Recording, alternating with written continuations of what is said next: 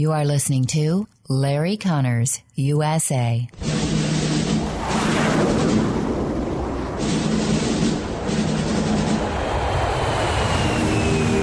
You want answers? I think I'm entitled. You want answers? I want the truth! You can't handle the truth! This is Larry Conners USA. Larry Conners USA. I woke up this morning, got myself a gun. Mama always said I'd be the chosen one. If this had been a bill that simply prohibited chemical castration, I would have signed the bill. But Tucker, as you know, this bill was overbroad, it was extreme, it went far beyond what you just said. And I made it clear that if this was about prohibiting procedures, sex reassignment surgery, absolutely, I would have signed that bill. But this, again, is the first law in the nation that invokes the state between medical decisions, parents who consent to that, and the decision of the patient. And so this goes way too far. This is April 7th, 2021. Now, those are the words of Arkansas Governor Asa Hutchinson, a Republican. A Republican.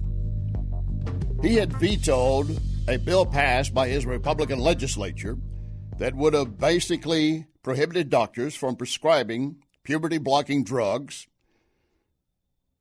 But he said, I have a reason.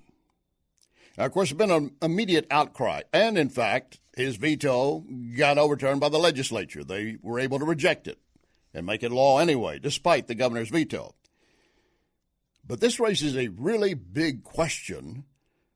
And the governor is suggesting that it's also not just a question about how children are being treated regarding gender dysphoria, but also how Republicans and conservatives might be moving too far in the wrong direction.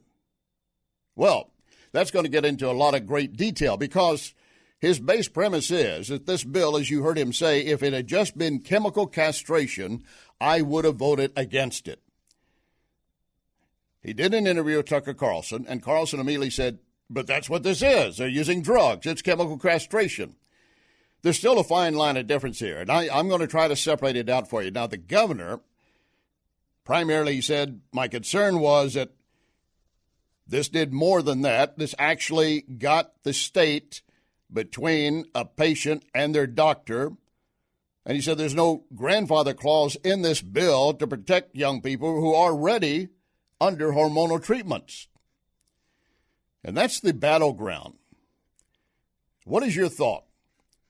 As much as you might oppose a child being pushed into gender transition, be it chemical, puberty blocking, or would it be surgical, as much as you might be against it, what if the child's already in the process of going through it? And it, in my opinion, and probably yours, should have been stopped before it ever started, which is what the intent of the Arkansas bill is.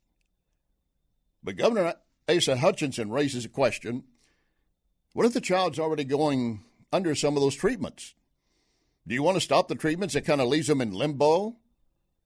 More so than they were before? Is that going to be more devastating and damaging to them in the long term than seeing through what they and the parents apparently agreed on? We're going to get into that in great detail, some in this hour and some in the next hour. In fact, I'm going to be joined by Emily Kao. She's the director of the DeVos Center for Religion and Civil Society at Heritage Foundation. She's defended religious freedom for the last 14 years. And the other part of the question is this an overreach for even Republicans and conservatives if you're going to stop treatments when they're already underway? And, of course, we're going to hear some on the left say, and those pro-abortion, well, you're already getting between doctors and patients by what you're doing with abortion laws. It's not an easy subject to break down, but we're going to do it for you. Also, a Florida congressman, a black congressman, says he is absolutely incensed that apparently the Democrat Party wants to peddle the idea that black Americans are too stupid to get an ID and don't know how to do anything unless they're helped. He said it is a soft bigotry coming from the left. And he also said they are constantly race baiting. Well, we know that. So we'll be getting into that as well. And we have, again, Dr. Fauci saying what's happening at the border regarding COVID cases coming through, that's not my job. Senator Graham says, yes, it is. If you're going to interfere with our barbecue plans, our schools, our clubs, our dining, then you should be concerned about what's happening at the border. And I second that motion, and I'm sure you do. Plus, Senator Graham says we need a moratorium. Just stop all immigration. Stop it for a while. Got a lot to cover the next 2 hours. Standing by, lock and load, ready on the right.